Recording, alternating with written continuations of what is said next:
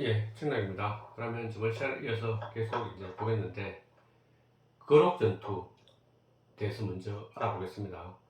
거록 전투는 기원전 이제 207년에 있었는데, 그러니까 본다면은 이제 진나라 군사가 이듯이 이제 조나라 군사를 포위했었습니다. 그러니까 하면 거록입니다. 거록. 붉은색으로 표시된 거 한단 바로 옆에 거록군인데, 하북성 이제 평양인데 한단 바로 옆입니다. 그래서 포위당했기 때문에 형세가 매우 위태로운 상황이었습니다. 근데 그걸 보고 아까 뭐 송이는 계속 어부지를 취하기 위해서 기다리고 계속 있었죠. 여기 안양에서. 그래서 이제 급박한 상황에 이제 송이를 죽이고 이제 항우는 조나라를 구하고 진나라를 치야 되겠다. 어떤 뭐 진나라를 친다는 게 문제겠죠. 그러니까 진나라를 치기 위해서 이제 전투를 결정하는데 영포에게 이제 2만의 군사를 먼저 보냅니다. 그리고 이제 거기 거록 바로 밑에가 이 장수라는 곳을 강을 건너야 되는데 장수를 건너서 이제 장안의 군사하고 이제 대치하게 합니다. 일단 영포에게.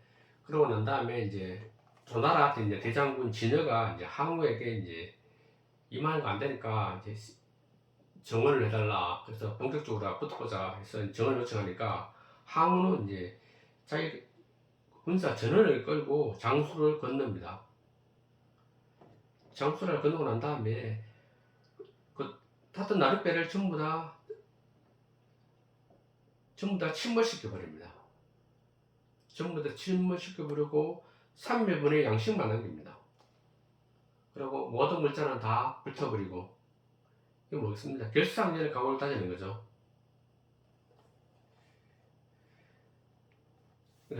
더 이상 돌아갈 데가 없다. 어차피 그러고 3일치에 양식 맞기 때문에 3일 내에 끝장을 보지 않으면은 스스로 죽는다. 그래서 군사들에게 이제 필승의 각오를 다져가는 겁니다. 죽지 않은 각오치기다. 여기가 약간 빗나갈 수도 있겠지만은 여기 우리나라 뭐 신립장군 임진왜란때 탄검대에서 진을 치지 않았습니까? 탄검대에서 진을 쳤는데 거기 뭐 일부 학자들 아니면 뭐 비전문가들 하는 얘기가 어차피 영남 지역에서 충청도를 건너서 하나로 외국들이 올라오기 위해서는 보통 영남에 3개의 관문이 있는데 여기 축풍령, 이화령, 문경세제 이렇게 있는데 그 중에서 이제 문경세제 쪽으로 올라오기로 하면 물론 문경세제는 되게 좁은 협곡이거든요. 협곡인데 거기를 막으면 충분히 우리가 여러분들 막아낼 수 있지 않았겠느냐. 신립이 멍청해서 거기 탄검대에다 넘어서 배수 지진이라고 그러죠. 강 옆에 탄검대에서 지진 친 건 멍청한 짓이다 이렇게 얘기할 수 있는데 그거는 그 당시 상황을 전혀 모르는 사람들 얘기죠.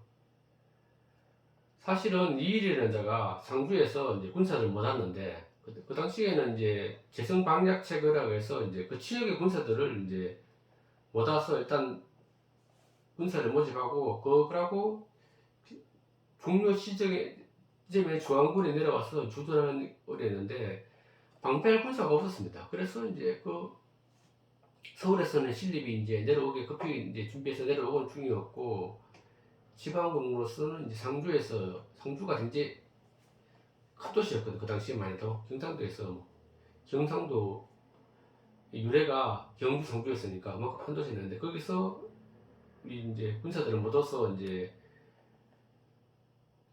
방어를 진지를 쳐야 되는데 군사들이 거의 오지 않았습니다. 그래서 이제 뭐 할 수 없이 막 안 오니까 그 먹을 거를 공짜로 준다고 해서 하니까 막 오합지졸 군사들이 이제 그래도 어느 정도 모였습니다. 먹기 위해서. 그만큼 나라가 엉망이었죠. 그래서 그 군사들을 데리고 이제 뭐 저기 문경 세제에서 진을 치면은 진 친다는 생각을 했었는데 신립이 딱 와보니까 이 어합지졸 군대를 치면 문경 세제가 되게 산골짜기거든요. 산골짜기인데 그 양쪽에 진을 치고 있으면 진을 치고 가들이 맨날 며칠을 외국을 싸우게 기다리고 있겠느냐. 다 도망가버리죠. 어차피 잡지도 못하는데. 일단 밥은 먹었고 쌀도 받았고 했는데 나라 뭐 지킬 만한 가치가 없는 나라였다고 생각했는데 그 죽기 살기를 안 싸웁니다. 바보도 아니고 그 사람들이 백성들이 선두라는 멍청한 왕은 뭐 도망가기 바쁜데 그 절대 안 따르죠. 그러니까 도저히 여기서는 군사들을 거기 사실 그러니까 뭐 진을 친다고 하면 군사들 다 도망가지고 거기서 싸울 사람 별로 없습니다. 일본군이 몰려온다고 해도 외구들이. 그러니까 어쩔 수 없이 여기서 어차피 다 뚫리니까 어쩔 수 없이 여기를 백성들이 도망가지 못하게 백성계 군사지만은 도망가지 못하게 건너서 탄검대 쪽에 탄검대 지나면 탄검대는 뒤쪽에 강이 있기 때문에 도망을 못 갑니다. 군사들 백성들이든 그 뒤에 강을 배수 지준으로 해서 거기서 어쨌든 뭐 조선이 살아있다는 것을 보여주기 위해서 싸우다 죽어라 그런 식으로 해서 진을 친 거죠. 그래서 뭐 결국은 다그 백성들이 어쩔 수 없이 뭐 중과부적으로 죽었지만은 결국은 신립도 거기서 싸우다 죽었고. 그러니까 신립이 지휘수 지진을 친 거는 그 멍청해서 그런 게 아니고 그 조선시대 그 당시만 해도 최고의 군사 전문가인데 그런 멍청한 결정을 한 거는 그 당시 상황이 어쩔 수 없다. 이거 마지막 불꽃이라도 태우다가 죽는 수밖에 없다. 그래서 거기에 친 거라고 최근 학자들은 그렇게 평가하고 있습니다. 저도 뭐 그렇게 생각하고 있고. 그러니까 이제 여기서도 이제 다시 돌아와서 본다면은 항우도 지금 그 조나라를 도와서 거기 거록에서 전투를 하지만은 전투 이미 2,000명 보냈고 그러고 자기 군사들 전부 다 몰아서 가셨기 때문에 다시 도망치면은 축도가 아니기 때문에 여기서 죽는다. 그런 각오로 싸우라고 배도 침몰 다 시켜버리고 양식도 3일만 딱 주고 나머지 부자 다 버렸거든요. 그래서 이제 진짜 배수 지지를 치고 돌아갔죠. 결사항전에 각오를 가지고 이제 여기 거록 전투에 임하게 됩니다. 근데 항우의 문제는 어차피 이제 뭐 여기서 물러서면 죽는 거니까 결사적으로 싸웁니다. 결사적으로 싸워서 결국은 싸워서 진앙의 군대를 아주 대파합니다. 그래서 이제 그런데 이제 다른 연합군들은 진나라 군대가 그래도 되게 그 당시에는 지소의 군대하고는 차원이 다르기 때문에 불경만 하고 있었습니다. 다른 제국들은. 그런데 뭐 초나라 군사들은 죽기 살기로 결사항전에 강을 싸우니까 결국 이기는 거 보고 다른 군 그러니까 성령을 난 다음에 항우가 그 제후들을 부르니까 그 제후들은 막 항우가 무서워서 무릎을 꿇고 그 신하철 예로 이제 항우에게 이제 무릎을 꿇고 항우를 대했다는 그렇게 했답니다. 그리고 이제 장하는 이제 그 거록에서 패배했기 때문에 그번으로 이제 퇴각을 했는데 이제 아이고 항우 보니까 싸울 의지가 갑자기 사라졌습니다. 그래서 이제 그번에서 이제 계속 안 싸우고 있으니까 황제가 자꾸 질책을 합니다. 사실 전투에 죽고하셨으니까 황제가 얼마나 질책을 하겠어요. 그래서 이제 그 자초지정을 설명하고 함량의 사정을 한번 봐야겠다 싶어서 사마헌을 사신으로 보냈는데 사마헌은 이제 조국에게 막혀갖고 황제를 보지도 못하고 옵니다. 그 당시에 조국가 살아있을 때는 그러니까 국정을 농사했기 때문에 그 안 좋은 소식을 아예 왕에게 전하지 않았습니다. 못 만나게 하니까 어쩔 수 없이 도망쳐버렸습니다. 도망쳐 돌아옵니다. 사실은 조고가 죽으려 했는데 조고에 혹시 게임이 있을까봐 미리 이제 테러를 봐놓고 놨기 때문에 사마는 무사히 이제 도망쳐 올 수 있었습니다. 그러자 이제 그 사정을 들어 이제 장하는 이러지도 저러지도 못하고 고민하고 있었는데 진여가라는 사람이 장한에게 이제 홍기군에게 합세하라고 설득을 합니다. 그러다 보니까 자기는 어차피 지금 진나라에 못 돌아가잖아요. 전투에 졌고, 그래갖고 이제 뭐, 그렇기 때문에 조고가 모든 정권을 잡고 있기 때문에 할 수 없이 장한도 홍기군에 합세해버립니다. 그러니까 진나라는 이제 뭐, 절체절명의 지위를 취한 거죠. 그래도 진나라 대장군이었는데 합세해버리니까 군사가 별로 남아있지 않았습니다. 그래, 홍기군에 합세해버리고, 이제, 그러니까 이제, 나중에 또 뭐, 이담이지만은 이제, 장한은 이제 왕이 옮길 때는 웅왕으로 봉육되게 됩니다. 웅왕으로. 그러고 이제 다 이제 결국은 거록에서 전투에 승리했으니까 이제 항우는 기세등등해서 이제 한국관을 들어가서 관중으로 이제 오고 있었고, 또 유방은 상황 어떤 데 가면은 기원전 그것도 206년인데 207년이지만 그거 아까 1년 전입니다. 회항은 이제 초나라 회항을 옹립했다고 얘기했지만은 유방에게 이제 관중에 진입하라고 명해서 하고, 송이 항우는 복상해서 조나라를 이제 구원하게 했습니다. 그러니까 거록 전투가 그것 때문에 사실 벌어진 거거든요. 그러니까 이제 유방은 이제 이쪽으로 거기 그 남량이라고 지도에 표시해놨는데, 한국권 밑에서 이제 남양군 이제 완성도 이제 공격하지 못합니다. 일단 항우는 저기 조나라로 구하나 떠났고, 자기는 남양을 해서 이제 한국가로 들어가려고 했는데, 남양군도 정복 못했기 때문에 장량이 경고를 합니다. 이러다가는 축도가 안 된다.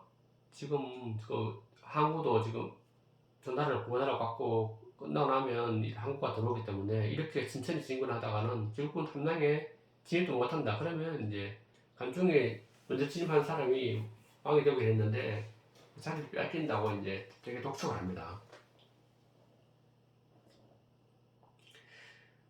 근데 이제 그래서 어쩔 수 없이 이제 완성을 포위하는데 남양군 완성입니다. 성이 이제 공략될 위기에 처하다 이제 남양태수가 아이고 이제 끝났구나, 진나라 남양태수가 자기라고 했는데, 진이라는 자가 그 자수와 중에 내가 유방을 만나보자고 건의를 합니다. 그래서 이제 진이는 이제 남양태수를 이제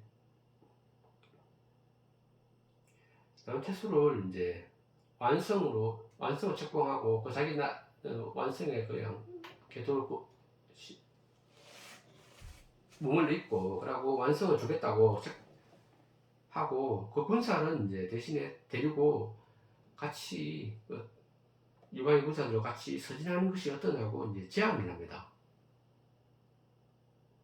그러니까 남양태수는 어차피 자기 군사들만 내주면 되고 자기 지위를 보장해 준다고 하니까 그 제안을 받아들입니다. 그래서 유방도 받아들이고 해서 다 협상이 이제 마무리돼서 이제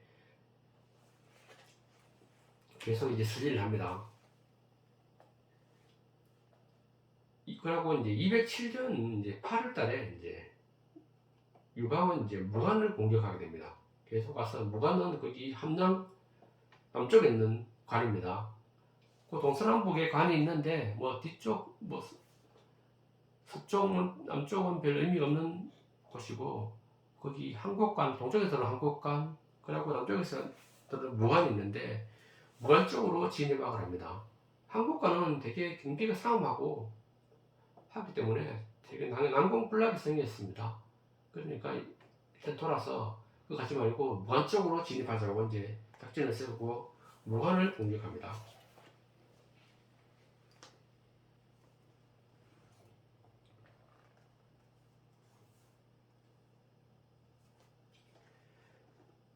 그 당시에 어떠냐면은 이제 자영은 이제 몇 달 전에 조고를 이제 죽이고 자기가 실질적인 거기 왕이 되고 있었습니다. 현재 이제 무관으로 지령을 하니까 무관 다음에 이제 요관이라고 있는데 요관에서 이제 진나라 군사들이 주둔하고 있었습니다. 근데 요관은 이제 공격할 거라고 생각하고 요관을 지키고 있었는데 어떻게 했냐 하면 요관을 공격하지 않고 우회를 합니다. 우회해서 이제 요관을 놔두고 우회해서 함량으로 바로 들어가 버립니다. 그래서 이제 함량 앞에 이제 남전이라는 곳에서 이제 그 진군을 격파하고 함량으로 들어갑니다. 그리고 무관에서 들어가서 이제 요관을 피하고 바로 함량으로 들어가서 이제 함량 들어가니까 206년 그래갖고 거기 1월쯤 됐습니다. 몇 달 걸렸죠. 1월에 진나라 이제 자영은 이제 유방에게 투항을 합니다. 대항할 힘이 없어서. 그러고 이제 자영을 그러자 이제 구금을 합니다. 죽이지 않고 일단 구금해놓고 궁궐에 이제 재물을 이제 취하지 않고 진나라 백성들을 안정시키기 위해서 진나라 법을 아주 간략하게 하고 백성들을 이제 위로해 줍니다. 그 당시에 진나라가 수많은 법이 되게 엄격하게 시행되고 있었기 때문에 많은 법률에서 진나라 사람들이 엄청난 고통을 받고 있었는데 법을 아주 간단하게 합니다. 세 가지만 지키면 다른 거는 뭐든지 해도 괜찮다. 그런 이제 규칙을 만듭니다. 이렇게 뭐 약법 3장이라는데 뭐 사람을 죽이지 말라, 절도하지 말라, 뭐 불륜에 겁탈하지 말라, 뭐 그렇게 해서 간단하게 있는데 그 세 가지만 지키면 이제 아무 백성들을 괴롭히지 않겠다. 그렇고 해서 이제 우리 약법 3장을 진행합니다. 물론 이제 유방도 진나라가 뭐 들어가니까 뭐 화려하죠. 그 예전에는 거기 지금은 소주, 항주 뭐 이쪽이 되게 번화하고 좋은 지역이었지만 사실은 그 당시만 해도 촌사람이었어. 그 저기는 저쪽은 폐현 이쪽은 함량이 수도가 있는데 여기가 중심지이기 때문에 궁궐도 화려하고 궁녀도 많고 재물도 쌓여있고 하니까 함량에 사실은 한중앙으로 분봉받고 머물러 있었고 싶을 생각이 간절히 했는데 근데 그 밑에 간 유방 여기 데려간 제장들이 나서서 이건 안 된다. 우리가 단지 함량을 정복하기 위해서 온 것도 아니고 천하백건을 잡아야 되는데 여기서 머무르면 안 되고 그러고 이 재물들을 약탈하고 그러면 인심을 잃고 그러고 나중에 거기 한국과 들어와서 문책을 하면 어떡하느냐. 한국과 군대에 쌓아서 우리가 이길 수가 없다. 일단은 함량을 잘 보존하고 함량 옆에 이제 폐상이라는 곳에 잠시 가 있자. 뭐 몇십 년이 안 떨어졌지만 거기 있으면서 이제 함량을 온전히 보존해서 추후를 봐야 되겠다. 그렇게 생각하고 폐상으로 이제 주둔해서 있기로 합니다. 그러다 얼마 안 돼서 이제 결국은 거록 전투에 승리한 이제 항우는 군사들을 이끌고 재빠르게 한국강으로 달려오게 됩니다. 달려와 보니까 결국은 어떻게 되냐면 한국강 위에 군사들이 몇 명 지키고 있고 자기들보다 먼저 유방에 도착했다는 소식을 그때 와서 이제 알게 됩니다.